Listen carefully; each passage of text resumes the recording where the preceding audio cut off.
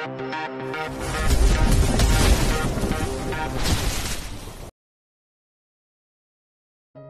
56.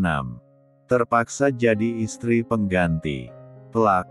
Amanda menamparkan wajah Tuan Darwis, dia menatap kesal pada pria yang selama ini menjadi teman ranjangnya. "Hei, sayang. Kenapa kamu menamparku?" tanya Tuan Darwis sambil memegangi pipinya. Tuan Darwis menatap Levi saat asistennya itu hendak berjalan mendekat ke arah mereka. Dia menggelengkan kepalanya pelan seolah meminta Levi untuk tidak ikut campur. "Om bilang mau membantu aku untuk mendapatkan Andra lagi, tapi Om malah mengenalkan anak Om sama Andra." "Apa maksudnya, Om?" Siang tadi saat Amanda hendak mengunjungi Andra di kantornya, namun dia mengurungkan niatnya saat melihat Tuan Darwis yang baru saja keluar dari gedung itu bersama seorang wanita yang dia yakini sebagai Clara, putri Tuan Darwis. Amanda memang belum pernah bertemu langsung dengan putri Tuan Darwis, namun Tuan Darwis pernah menunjukkan foto Clara di ponselnya saat itu. "Dengarkan, Om. Om rasa kamu tidak membutuhkan Ravandra lagi. Ada Om yang bisa memenuhi semua kebutuhan kamu," ucap Tuan Darwis. Tuan Darwis kembali berkata, "Putri Om, Clara, dia jauh lebih membutuhkan sosok yang bisa merubahnya menjadi wanita yang lebih baik lagi. Dan Om yakin Ravandra adalah orang yang tepat untuk Clara." Tuan Darwis mencoba memberi pengertian pada Amanda. "Apa maksud, Om?" tanya Amanda masih dengan nada kesalnya. Tuan Darwis berdiri di samping Amanda dan mengusap lembut punggung wanita itu. "Sayang, Om adalah milik kamu dan kamu bisa ikut menikmati semua harta Om walaupun tidak ada ikatan pernikahan di antara kita. Apapun yang kamu mau, mobil, rumah dan uang pasti akan Om berikan." Nafas Amanda masih nampak naik turun menahan marah. Malam itu dia menelpon Tuan Darwis dan meminta bantuannya untuk mendapatkan Andra kembali. Namun apa yang dikatakan pria tua itu barusan? Tuan Darwis malah ingin menjadikan Andra menantunya, sementara dirinya hanya akan tetap menjadi teman ranjang Tuan Darwis saja. "Aku tidak mau tahu. Pokoknya jika aku tidak bisa mendapatkan Andra kembali, maka tidak ada yang bisa mendapatkannya, termasuk putri, Om." Amanda bergegas pergi setelah berkata demikian. Bagaimanapun juga dia menginginkan sebuah ikatan pernikahan di dalam hidupnya. Dia masih sangat mencintai Andra dan menginginkan pria itu untuk menjadi pendamping hidupnya. Itulah sebabnya Amanda meminta bantuan Tuan Darwis untuk menyingkirkan Luna. Bahkan dia rela memberikan tubuhnya sebagai imbalannya. Levi berjalan mendekati Tuan Darwis. "Apa yang harus saya lakukan padanya, Tuan?" "Kamu urus dia," jawab Tuan Darwis sambil menatap ke arah kepergian Amanda. "Baik, Tuan." Andra masuk ke dalam kamar dengan membawa beberapa paper bag di tangannya. Tadi dia menelpon Pak Bayu dan memintanya untuk membawakan baju-baju untuk Luna. Andra menaruh paper bag itu di atas meja, kemudian dia berjalan ke arah ranjang dan duduk di tepi ranjang menghadap ke arah istrinya. "Hei, sayang. Bangunlah." Andra mengusap wajah Luna dengan lembut untuk membangunkannya. Luna menggeliat kecil, matanya masih enggan untuk terbuka. "Buka matamu, sayang. Ada yang ingin aku perlihatkan padamu," ucap Andra masih dengan lembutnya. Luna membuka matanya perlahan, dia melihat Andra yang sedang duduk di depannya. Luna melihat sekelilingnya dan melihat ke arah jam di dinding. "Ini masih malam, apa yang ingin kamu perlihatkan, Kak?" "Kenapa tidak besok pagi saja? Aku masih sangat mengantuk," ujar Luna saat melihat jarum jam baru menunjukkan pukul 12 malam. Andra menggelengkan kepalanya, bangun dan pakailah bajumu sekarang. Aku sudah menyiapkan baju ganti untuk kamu. Andra segera bangun dan membantu Luna untuk duduk. Dengan malas Luna terpaksa menuruti perintah suaminya. Tangannya melingkar di pinggang Andra dan dia menempelkan kepalanya di perut suaminya. Luna kembali memejamkan matanya dengan memeluk Andra. Andra tersenyum dan membelai lembut rambut Luna. Aku tunggu di depan ya. Luna menggelengkan kepalanya, tidak mau. Aku masih mau seperti ini. Setelah aku menunjukkan sesuatu padamu, kamu bisa melakukan apapun padaku. Luna mendongakkan kepalanya untuk menatap wajah suaminya. Benarkah? Tanya Luna yang dijawab anggukan oleh Andra. Tentu, malam ini dan beberapa hari ke depan kita hanya akan berdua di sini. Jadi kamu bisa melakukan apapun padaku. Andra membungkukkan sedikit badannya dan mengecup bibir Luna sebentar. Andra kembali berkata, "Ganti bajumu, aku akan menunggumu di bawah." Luna tersenyum malu. Dia merasa penasaran dengan apa yang ingin ditunjukkan oleh suaminya. Namun Luna tidak ingin bertanya lagi, dia segera melepaskan pelukannya dan bergegas bangun untuk mengganti pakaiannya. Sementara Andra keluar dari kamar dan menunggu di lantai bawah. 10 menit kemudian Luna turun menyusul Andra ke bawah. Dia memakai sweater dan celana panjang karena cuaca malam ini memang cukup dingin. Apa yang ingin kamu tunjukkan padaku, Kak? Tanya Luna. Tutup matamu sekarang. Perintah Andra. Kenapa aku harus menutup mata segala? Memangnya ada apa? Nampaknya Luna menjadi sangat tegang. Dia semakin penasaran dengan apa yang ingin ditunjukkan suaminya. Andra tidak menjawab pertanyaan Luna, dia menaruh telapak tangannya di mata Luna untuk membantu menutup mata istrinya itu. Nanti kamu akan tahu sendiri jawabannya. Bisik Andra di telinga Luna. Luna tidak protes lagi, dia hanya menurut saat Andra menuntunnya dan membawanya entah kemana. Dengan sangat hati-hati Andra membantu mengarahkan langkah kaki Luna. Membawa istrinya itu ke halaman belakang rumah. Sekarang kamu boleh membuka matamu. Andra menurunkan tangannya dari wajah Luna. Perlahan mata Luna terbuka dan betapa terkejutnya dia melihat pemandangan di depannya. Halaman belakang rumah itu sudah dipenuhi dengan banyak lilin yang menyala. Begitu banyak balon berwarna-warni dan bunga-bunga yang bermekaran. Nampak di depan sana sebuah kue ulang tahun terpampang di atas meja. Mata Luna nampak berkaca-kaca, ini adalah untuk pertama kalinya dalam hidupnya dia mendapatkan kejutan di hari ulang tahunnya. 2. Selamat ulang tahun, istriku. Ucap Andra pada Luna. Luna tidak menjawab. Dia memeluk Andra dan menangis di pelukan suaminya itu. Kenapa kamu menangis? Apa kamu tidak senang? Tanya Andra khawatir karena tangis Luna semakin keras. Bukannya tidak senang, tapi aku merasa sangat terharu. Tangis Luna, dia semakin membenamkan wajahnya di dada Andra. Andra tersenyum mendengar penuturan Luna.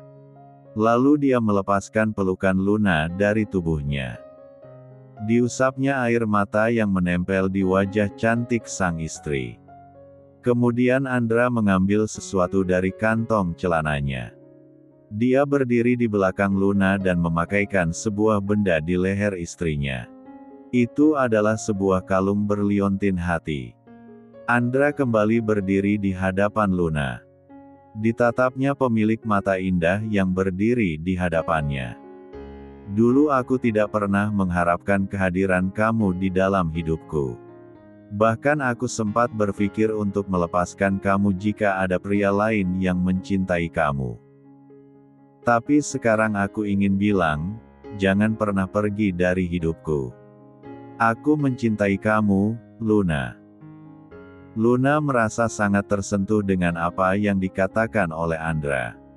Dia bisa melihat ketulusan dalam diri suaminya itu.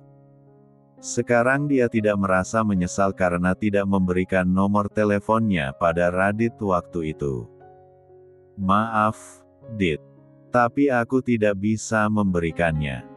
Aku ingin menjaga hati dan perasaan suamiku. Itulah yang Luna katakan pada Radit saat Radit meminta nomor teleponnya.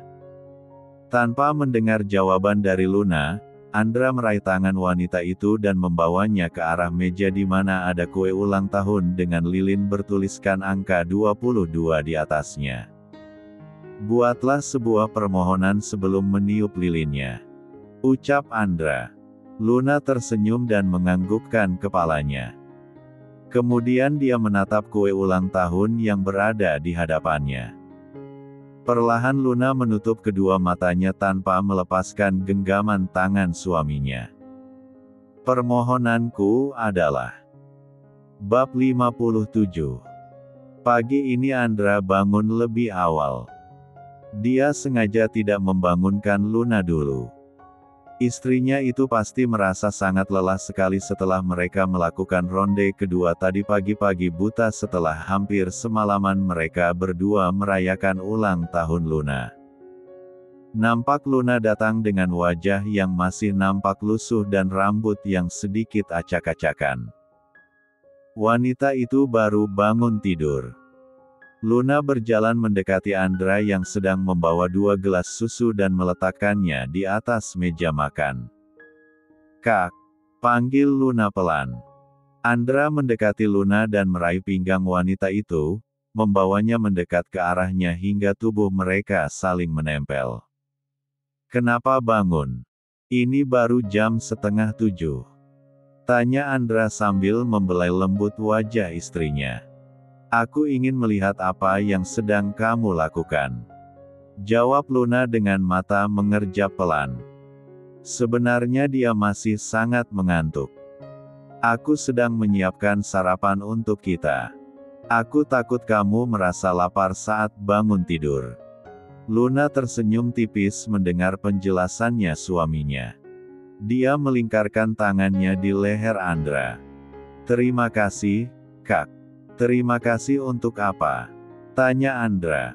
Luna tidak langsung menjawab, dia nampak terdiam sejenak. Untuk semuanya. Kamu dan keluargamu telah memberikan banyak cinta untukku. Sesuatu yang tidak pernah aku dapatkan selama ini. Mata Luna nampak berkaca-kaca, mengingat apa yang sudah dia lalui setelah perpisahan kedua orang tuanya dulu. Andra tersenyum dan mencubit gemas pipi Luna. Dia tahu kehidupan Luna di masa lalu pasti tidaklah mudah. Tapi, Luna tetap bisa menjadi wanita yang ceria, membuat Andra merasa sangat kagum pada istrinya itu. Katakan, apa permohonan kamu semalam? Luna nampak berpikir sambil memutar bola matanya, rahasia. Luna tidak ingin menyebutkan apa yang menjadi permohonannya semalam. Dia tidak ingin kecewa. Apa yang menjadi permohonannya adalah apa yang menjadi harapan suami dan keluarga besar mereka, yaitu dengan adanya kelahiran seorang anak dalam rumah tangganya dengan Andra. Andra melepaskan pelukannya, dia menarikkan kursi untuk Luna dan mendudukkan istrinya itu di atas kursi. Makanlah sarapanmu. Setelah ini aku akan mengajakmu berkeliling dengan menaiki sepeda. Ucap Andra membelai lembut rambut Luna. Luna pun mengangguk pelan. Andra menarik kursi dan duduk di depan Luna. Dia teringat dengan pesan dari Tuan Darwis yang dia terima tadi sebelum Luna turun. Ravandra, aku menunggu kepulangan kamu. Putriku Clara, sudah sangat ingin belajar dengan kamu. Andra merasa Tuan Darwis memiliki niat tersendiri terhadap dirinya.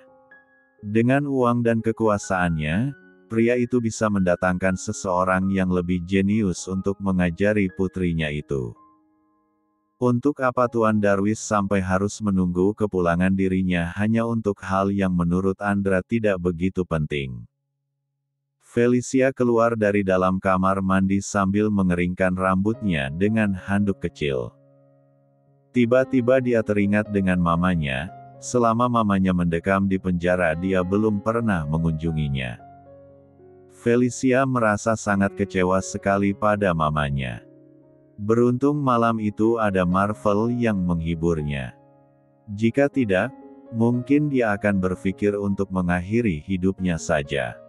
Rasanya sangat malu sekali memiliki seorang mama yang tukang selingkuh dan seorang pembunuh.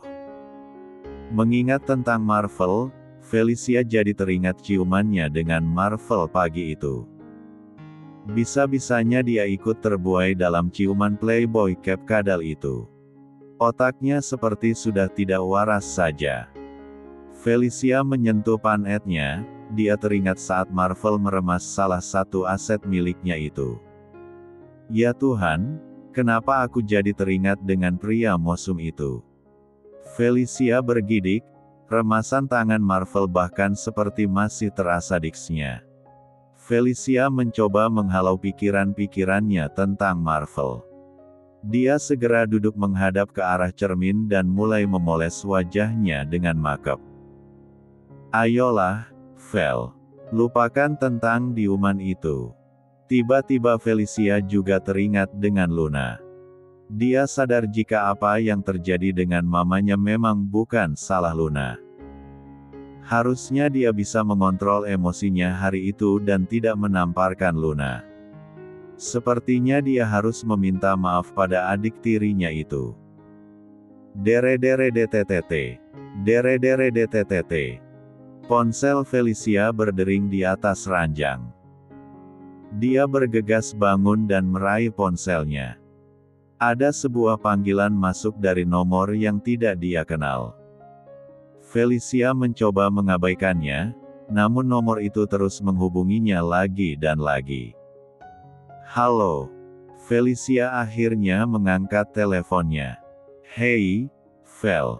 Ini aku Marvel, kamu pasti masih mengingat suaraku kan? Felicia menarik nafas berat saat mendengar suara Marvel. Dia tidak mengerti mengapa ada pria senarsis Marvel di dunia ini. Baru saja dia mengingatnya sekarang pria itu malah menelponnya. Ngapain kamu nelpon aku? Dasar pria mesum. Gak ada kerjaan banget sih. Ketus Felicia.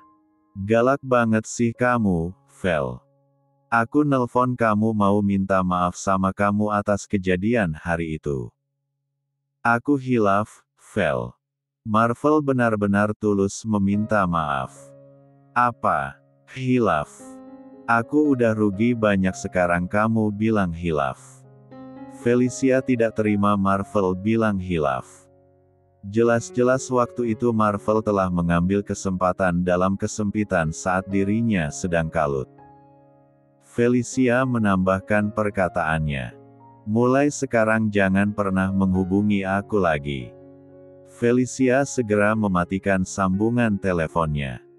Sebetulnya Marvel tidak sepenuhnya salah, karena Felicia juga ikut menikmati ciuman mereka hari itu. Namun Felicia enggan untuk mengakuinya. Dia merasa sangat gengsi. Siapa yang sudah berani memberikan nomor teleponku pada pria mesum itu? Gumam Felicia bertanya-tanya.